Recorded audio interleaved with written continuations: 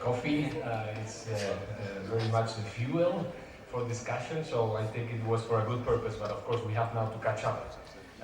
Well, we then start with a panel about ingredients for entrepreneurial success, and it's with great pleasure that I will be guiding you through these factories, innovation factories, as the chairman described. Starting with Climate-KIC, I have nearby Ritter, CEO of one of these three famous KICs. But of course we wanted to make it also, on the one hand, useful for those that would know about KICs for the first time, and then, then alive, provide live, so that it's not just a discourse, that you have also some testimonies.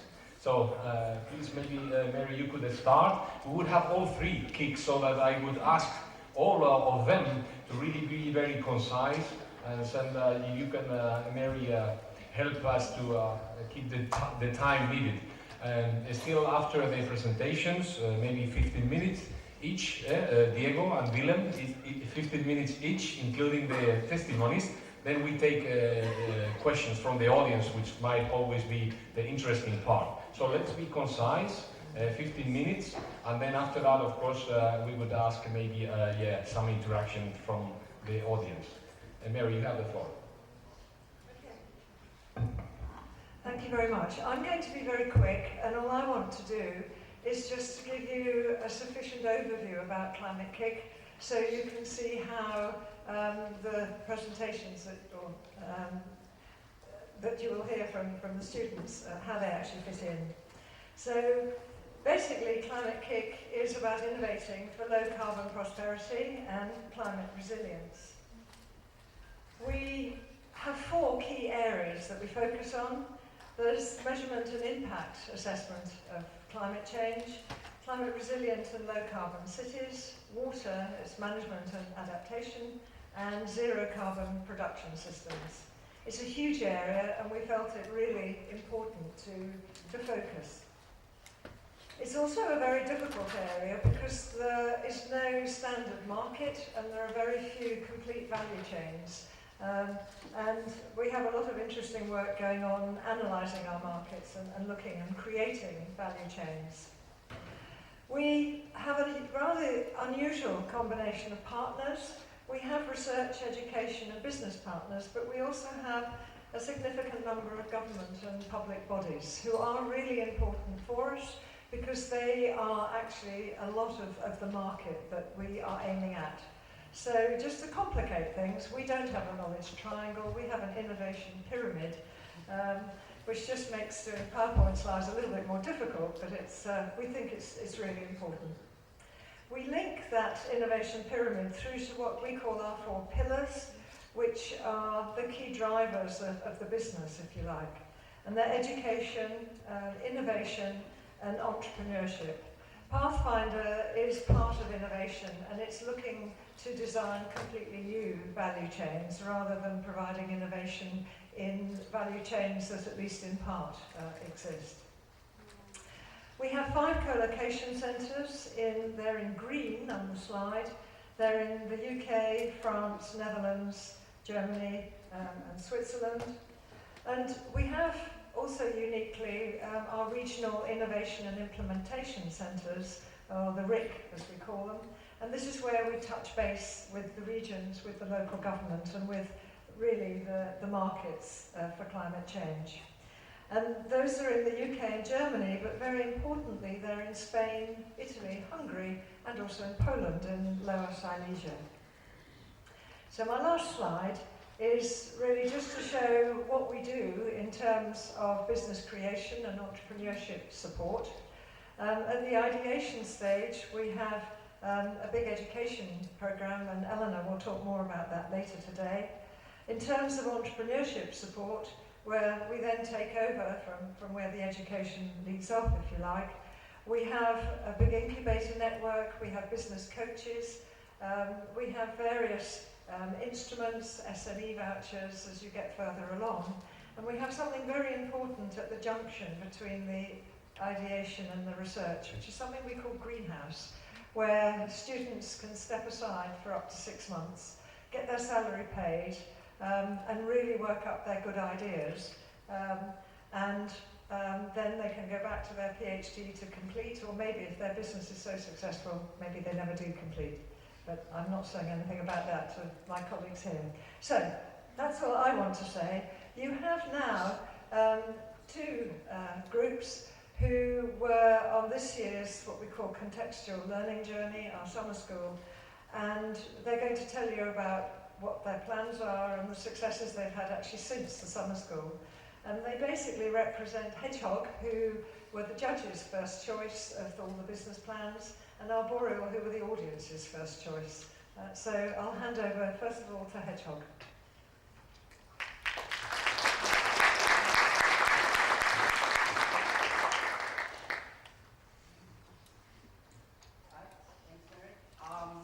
So I'm Raphael, this is Roderick, and we're going to tell you about Hedgehog Energy. This is a project that came out of last summer's CLJ. We're in the midst of a rapid transition towards renewable production of energy. Wind and PV are core technologies in this transition. They're essential. But the issue is the power they produce is intermittent, it's unpredictable. And existing infrastructure and energy markets aren't designed to deal with this. The graph you see here is the price of energy on the intraday spot market. And those peaks and troughs are the cost of responding to this intermittency. This is leading to us problems with grid stability, and it's having a tremendous cost for the infrastructure. The solution to this is storage. Energy storage allows us to stabilize this process and use the power when it's needed. Unfortunately, there's huge financial, economic, and technological barriers to this. Right now, it's a very difficult thing to develop. This leaves a huge unmet demand, and with the continued development of continued development of renewables, and without the development of storage, an increasing demand. This is the demand that we use to build our business. Taking advantage of negative energy prices, which are emerging in Germany today, we realized that you don't actually need to store the power in order to provide stabilizing and regulatory functions within the market. Instead, what you can do is actually just consume power when there's excess production. And on the other side, you can provide reserve generation capacity, and you can use these two things together to provide much of the functionality of storage. We can do this using existing technology and existing assets. So what we're doing is we're contracting these assets. We're pooling them, and we're building up the IT systems, the trading and control platform, that makes them dispatchable. In this way, we can pool them and we can package them into market products that can be used on the energy markets. And these products, being used on the market, lets us build specific expertise in the value of storage and storage-like technologies. These assets, this portfolio of technologies, and this market expertise are exactly what are needed to support the future development of storage. With this in mind, we see an opportunity to transition in 3 to 5 years into storage. This can be through the development of projects with an industry partner, or through an acquisition, providing this technology to an industry giant.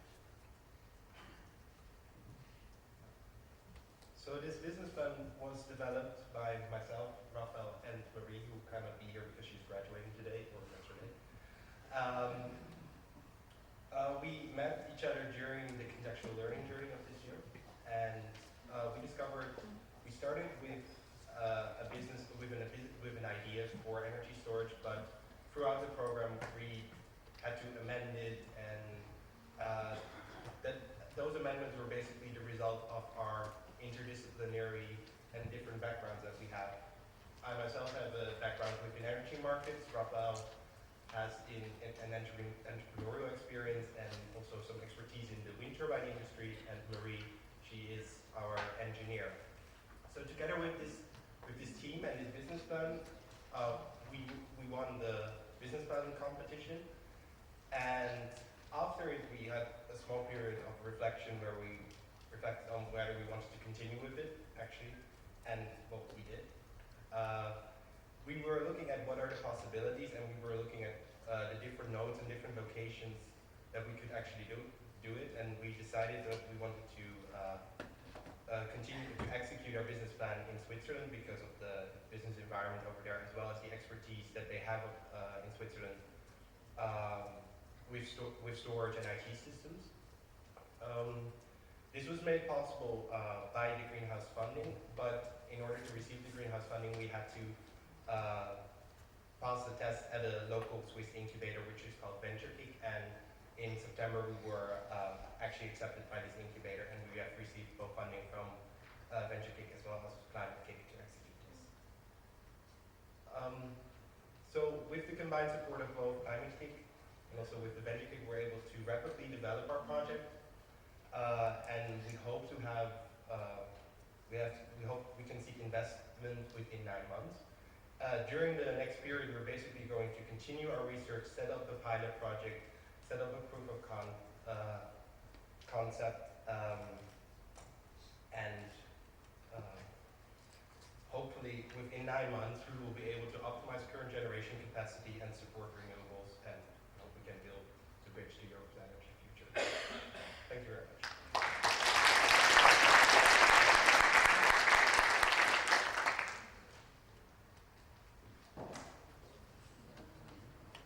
And the next presentation is Artboreal. I'm having technical problems.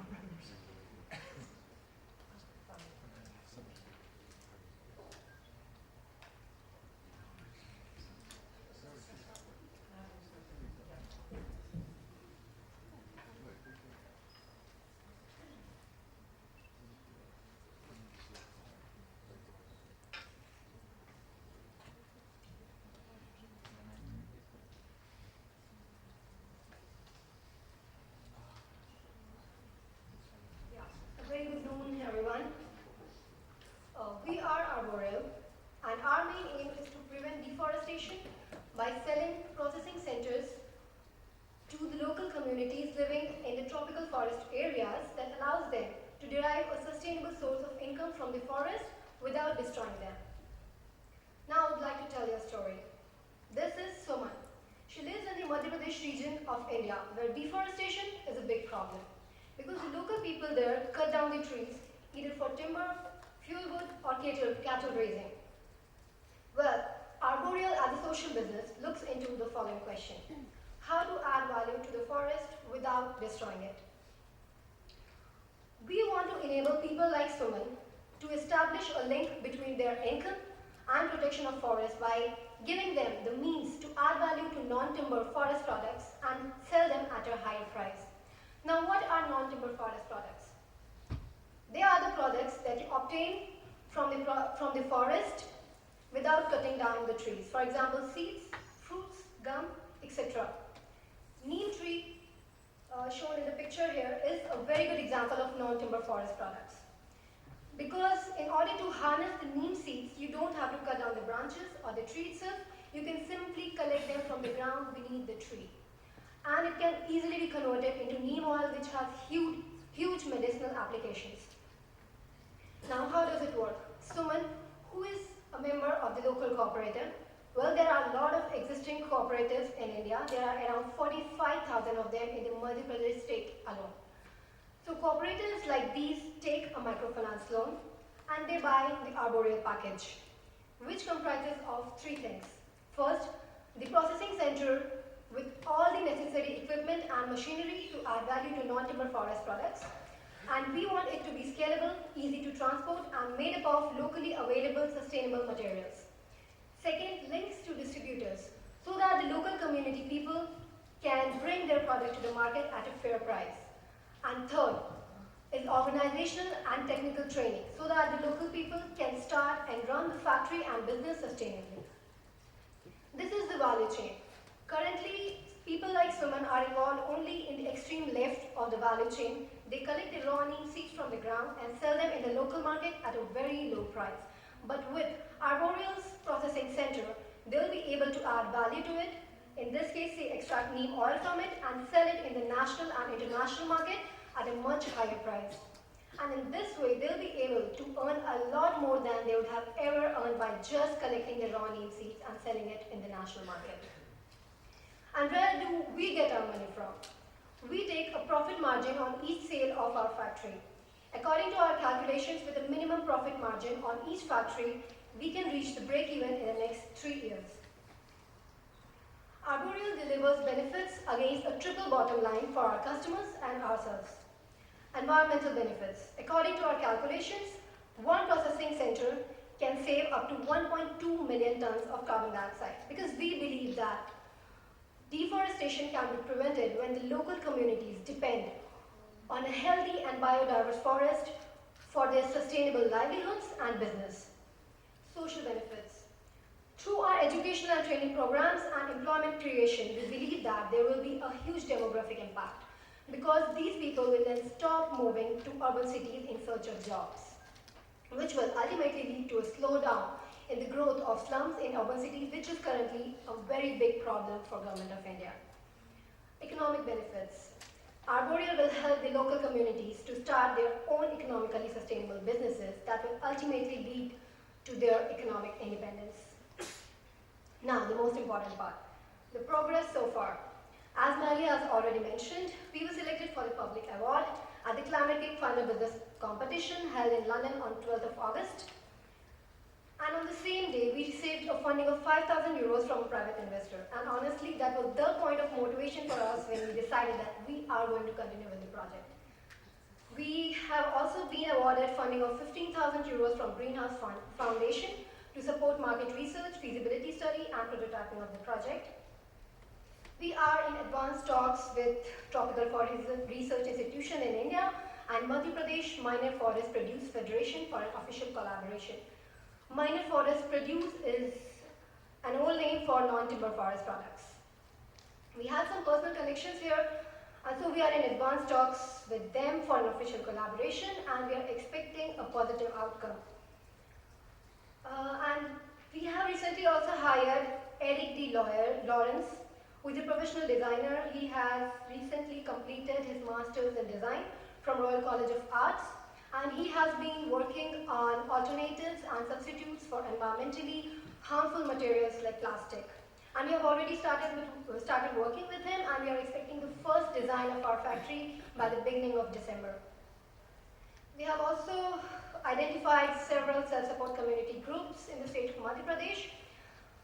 We are traveling to India sometime in mid-December to meet the local community leaders, gauge the market potential, and possibly finalize the MOU with TFI and MPMFP.